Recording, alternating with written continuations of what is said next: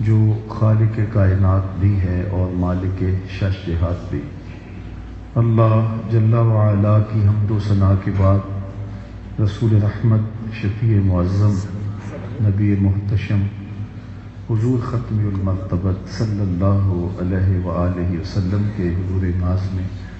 اپنی عقیدتوں، ارادتوں اور محبتوں کا خراج پیش کرنے کے بعد واجب الاحترام ذوی الاحتشام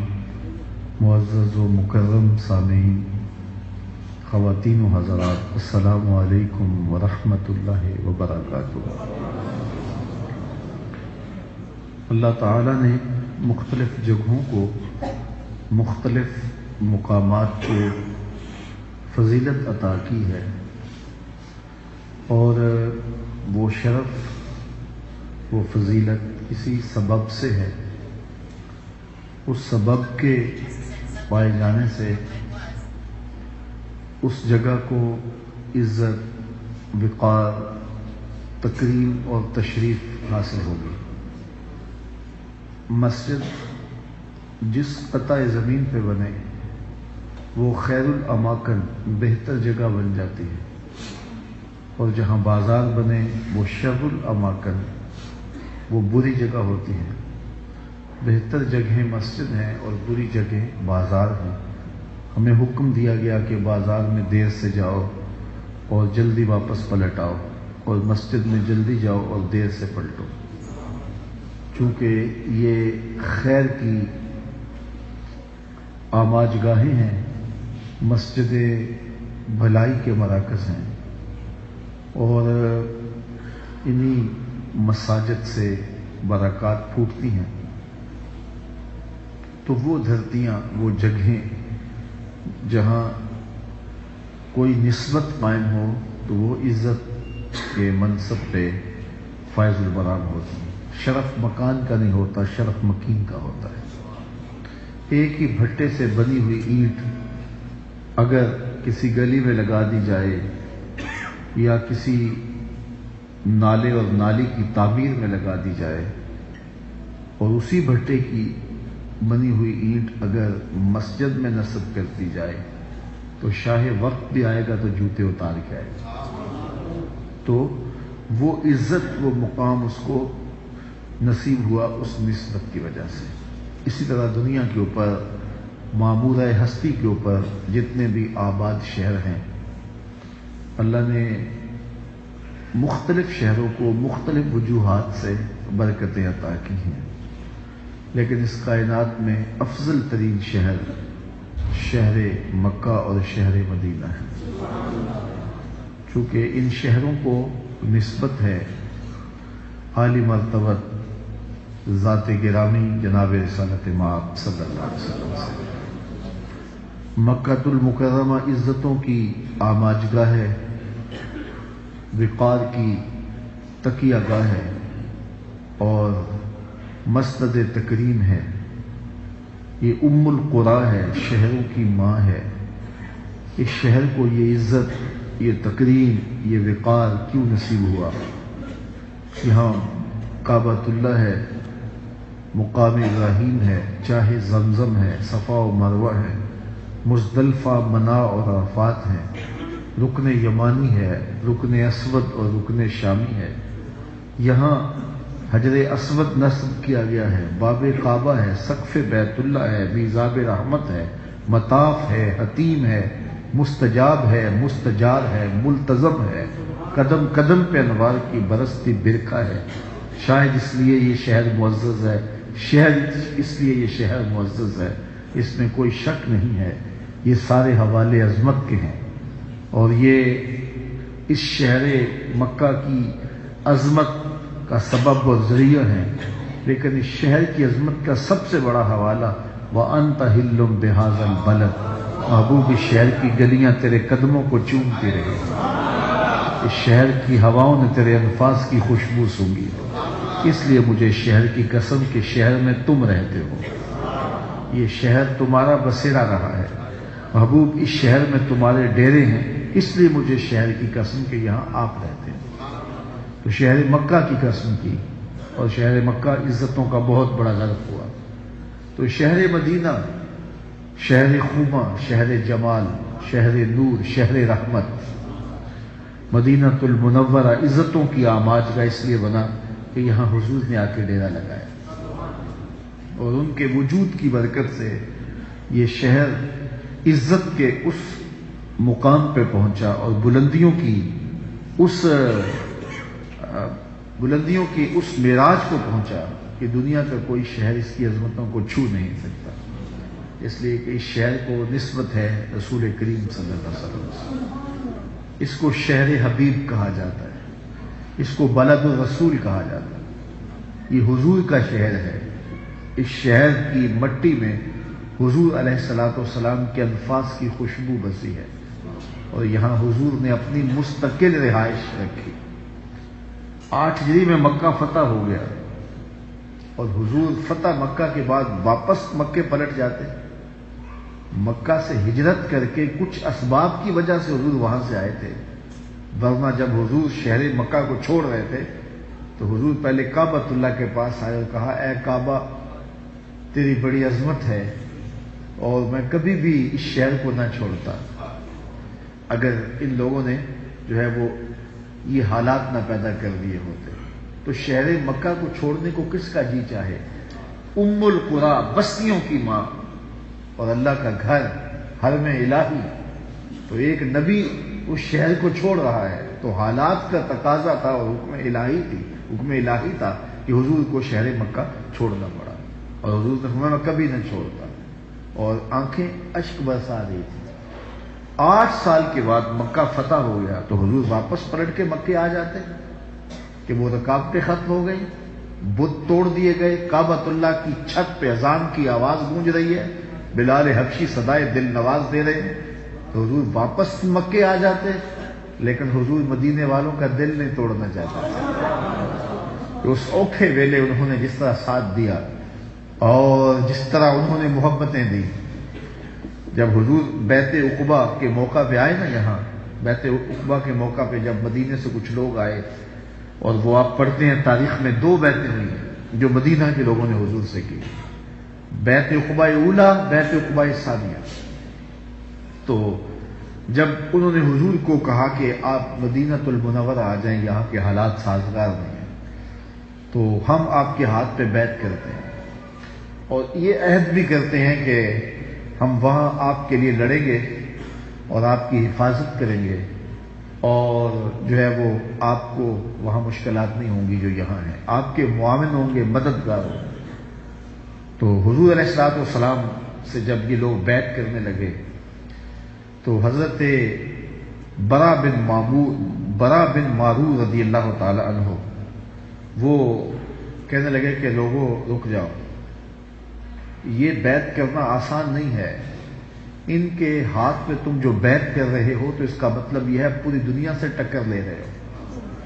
تو سوچ لو ایسا نہ ہو کہ کل بلا کے پھر کہو کہ یہ کیا ہو گیا۔ ابھی یہ نوجوان تھے تو سب نے عہد کیا کہ جان لٹا دیں گے، محبوب پہ آنچ نہیں آنے دیں گے۔ اللہ اکبر۔ پھر حضور کے ہاتھ میں انہوں نے بیعت کی اور آقا کریم علیہ الصلوۃ والسلام یہاں سے ہجرت کر کے مدینہ تشریف لے گئے۔ کلثوم بن حدم کے مکان میں حضور ٹھہرے، یہ بالکل قباء سے جو ہے وہ آپ دائیں جانب اتریں تو وہاں اب بھی وہ مکان موجود ہے،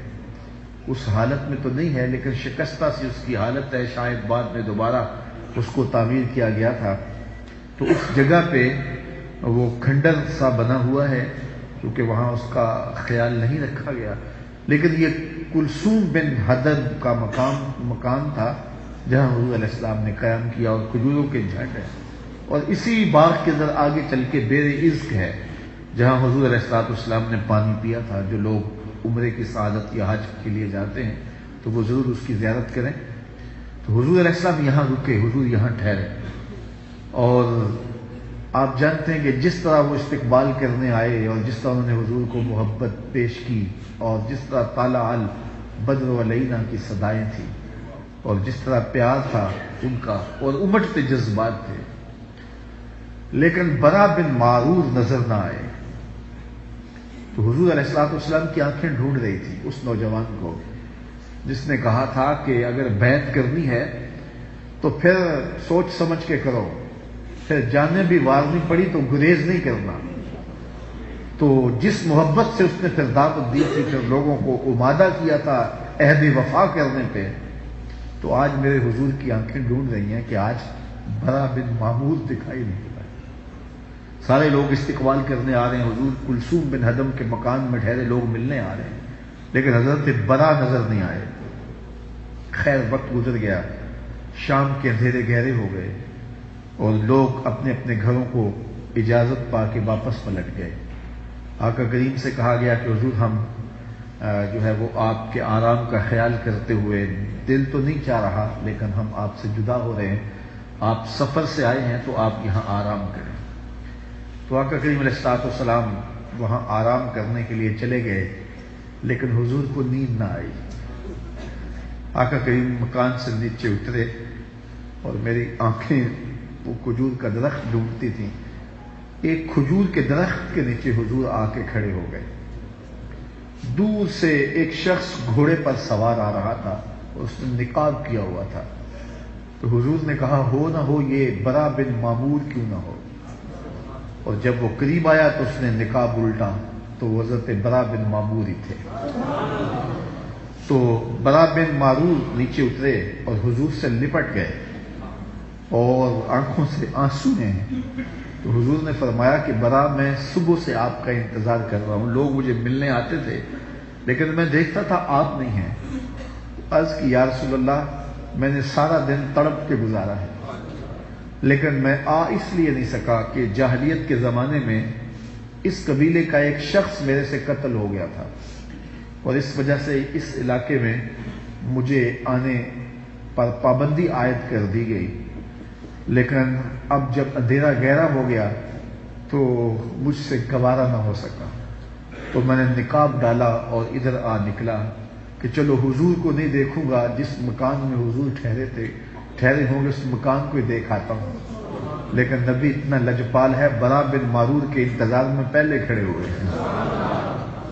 تو حضور نے یہاں قیام کیا اور محبتیں ان لوگوں کی جو تھیں اور ان کا جو پیار تھا، اور پھر جس شوق و وارفتگی میں اہل مدینہ نے حضور کا استقبال کیا، وہ نغمے آج بھی کانوں میں گونجتے ہیں۔ طالع البدر علینا من ثنیۃ الوداع وجب الشکر علینا ما دعا للہ داعی۔ وہ کیا عقیدتوں کا ہجوم تھا اور کیا محبتیں تھیں۔ حضور کی جب سواری گزرتی ناکا جس پہ حضور تشریف فرما تھے، تو یہ آگے بڑھ کے کہتے ہیں ہلم الینا یا رسول اللہ الی العدد والعدۃ والمنع۔ حضور ہمارے گھر آ جاؤ، ہمارے گھر بڑے کھلے ہیں، 4 لوگ آئے تو ہم سنبھال بھی لیں گے، ہمارے پاس اسلحے ہیں، کسی نے حملہ کیا توڑ بھی دیں گے۔ لیکن حضور فرماتے خلو سبیلی ناقتی معمورۃ من اللہ، میری اونٹنی اللہ کے حکم کی پابند ہے، اس کی راہیں چھوڑ دو۔ پھر لوگ چھوڑ دیتے اور پھر حضور آگے بڑھتے۔ دوسرا قبیلہ آتا تو وہ بھی عرض کرتے حضور ہمارے گھر آ جائیے، ہمارے گھر بڑے کشادہ ہیں۔ اور جب حضور بنو نجار کے محلے سے گزرے تو یہ حضور کے ننیال کا محلہ تھا، انہوں نے جو لفظ کہے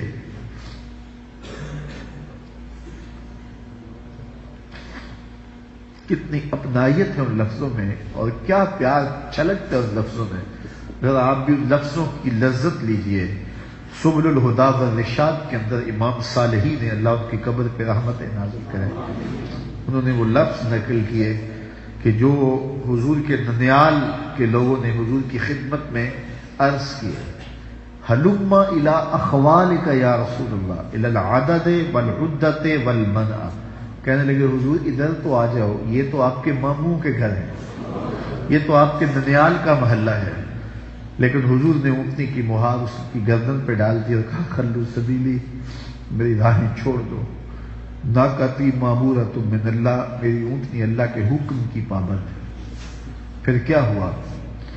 یہ سہل اور سہیل 2 یتیم بچوں کی جگہ تھی اور خالی پڑی ہوئی تھی، اور اہل مدینہ یہاں کھجوریں خشک کر کے چھہارے بنایا کرتے تھے۔ اونٹنی جا کے وہاں ٹھہر گئی، اونٹنی کو اٹھایا گیا تو پھر رک گئی، پھر اٹھایا گیا تو پھر بیٹھ گئے۔ قریب ترین مکان تھا حضرت ابو ایوب انصاری کا، وہ اٹھے اور اب حضور اس سواری سے سامان اتارنے لگے اور عرض گزار ہوئے، حضور اٹھنے کو اب تو نہ اٹھائیے، اب تو میرے بخت جاگ پڑے ہیں۔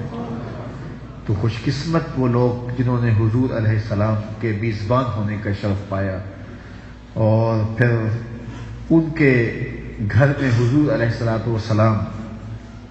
کا قیام رہا۔ کلثوم بن ہدم ہوں، حضرت ابو ایوب انصاری ہوں، یا دیگر انصار مدینہ، اللہ ان پر بے پناہ رحمت نازل کرے۔ تو فتح مکہ جب ہو گیا 8 ہجری کو،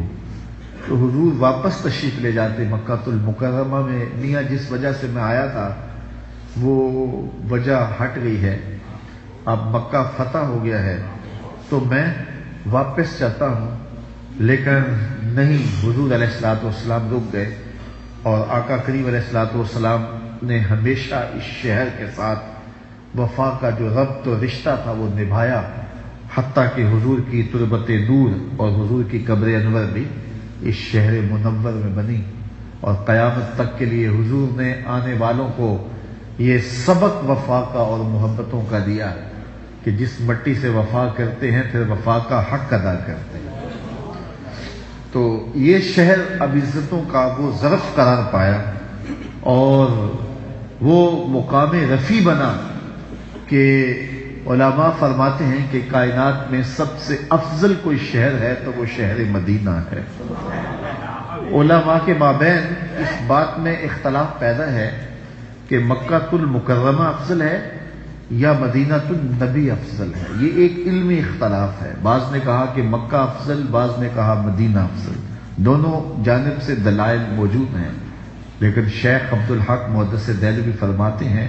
جب حضور مکے میں تھے تو مکہ افضل تھا، جب مدینے میں آ گئے تو مدینہ افضل ہو گیا۔ جدھر جدھر سے وہ گزرتے رہے مجد و شرف بھی پیچھے پیچھے رہا۔ اللہ اکبر۔ تو عزتوں کی آماج گاہ بنا اور برکتوں کی آماج گاہ بنا، اور یہ وہ شہر نور ہے جس میں 70,000 فرشتے صبح کو حاضر ہوتے ہیں، 70,000 فرشتے شام کو حاضر ہوتے ہیں، اور حضور کی بارگاہ میں سلام پیش کرتے ہیں، اور جو ایک بار آتا ہے پھر قیامت تک اس کو آنے کا موقع نصیب نہیں ہوتا۔ یہ تو حضور کے غلام ہیں جو بار بار بلائے جاتے ہیں، ورنہ اس شہر میں جانا یہ خوش نصیب لوگوں کا مقصود ہے۔ اور حضرت امام مالک کا مسلک دیکھیے، امام شافعی، امام احمد بن حنبل اور امام اعظم ابو حنیفہ علیہم الرضوان فرماتے ہیں کہ اگر کوئی شخص حضور کے روضے پہ جائے تو واپس آ کے کہے کہ میں حضور کے روضے سے ہو کے آیا ہوں، اور جا رہا ہو تو کہے کہ میں حضور علیہ السلام کے روضے پہ حاضری کے لیے جا رہا ہوں۔ لیکن امام مالک امام دار الہجرہ فرماتے ہیں اگر کوئی شخص حضور کے روضے پہ جائے یا حضور کے روضے سے آئے تو یہ نہ کہے کہ میں حضور کے روضے سے آیا ہوں، وہ کہے میں حضور سے مل کے آیا ہوں، میں حضور کو دیکھ کے آیا ہوں، میں حضور کو مل کے آیا ہوں۔ اس لیے کہ حضور فرمایا جس نے میرے وصال کے بعد میری قبر کی زیارت کی وہ ایسے ہے جس طرح اس نے میری زندگی میں میری زیارت کی، اور یہ بھی فرمایا جس نے میری قبر کی زیارت کی، اللہ اکبر، اس کے اوپر میری شفاعت واجب ہو گئی۔ من زار قبری واجبت لہو شفاعتی، اس کے اوپر میری شفاعت لازم ہو گئی۔ تو اس قبر نور کو دیکھنے سے حضور کی شفاعت کا بندہ حقدار بن جاتا ہے اور اللہ کی خاص رحمتوں سے مالا مال کر دیا جاتا ہے۔ تو یہ شہر نور عقیدتوں کا مرکز ہے، یہاں سائلوں کی جھولی بنتی ہے، اور امام مالک نے کتنا خوبصورت فتویٰ دیا کہ یہ نہ کہو کہ میں روضے کو دیکھ کے آیا ہوں، میں جالیوں کو دیکھا ہے، میں ممبر و محراب و در کو دیکھ کے آیا ہوں، کہا میں حضور سے مل کے آیا ہوں۔ اور پردہ جو دیوار کا ہے اور جالیوں کا ہے وہ ہمارے لیے ہے، ادھر سے پردہ نہیں ہے، وہ آنے والے کو دیکھ رہے ہیں، اس کی کیفیت قلب کو دیکھ رہے ہیں، کون کس جذبے سے آیا ہے۔ اور اگر جانے والے کی آنکھیں بینا ہوں اور بصیرت کے اجالے اسے نصیب ہوں تو پردہ اس کے لیے بھی نہیں ہوتا،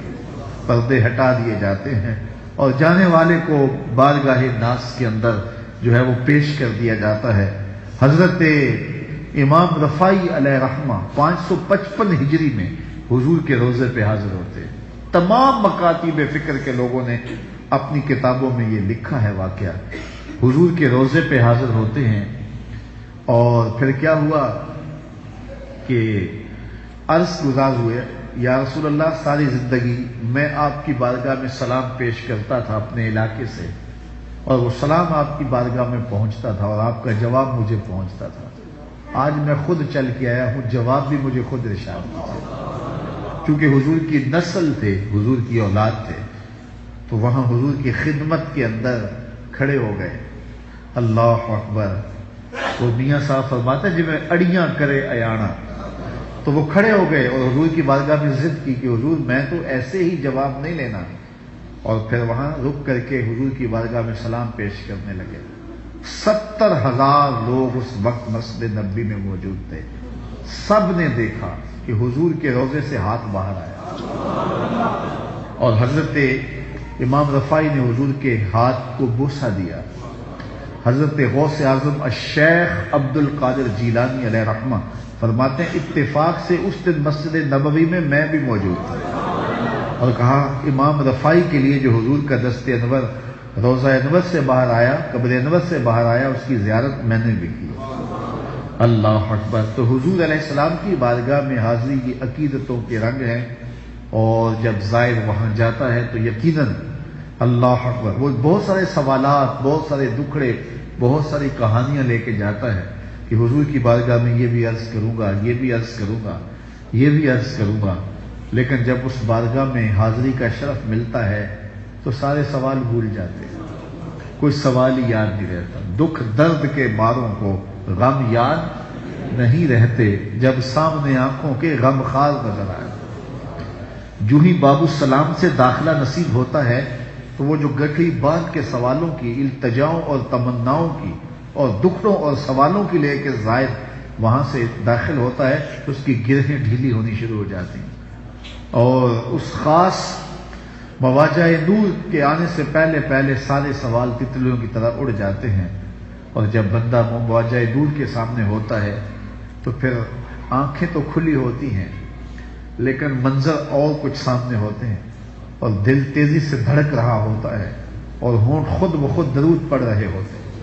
اور ایک ایک عضو بدن عقیدتوں کے سانچے میں ڈلا ہوا ہوتا ہے، اور پھر جھولی پھیلی ہوتی ہے، اور سائل سراپا عجز بنا ہوا ہوتا ہے، اور پھر ادھر سے کرم اور انوار اور برکھا برس رہی ہوتی ہے۔ کوئی سوال یاد نہیں رہتا، لیکن جو سوال ہوتے ہیں ان سب کے جواب روحوں میں جذب ہوتے چلے جاتے ہیں۔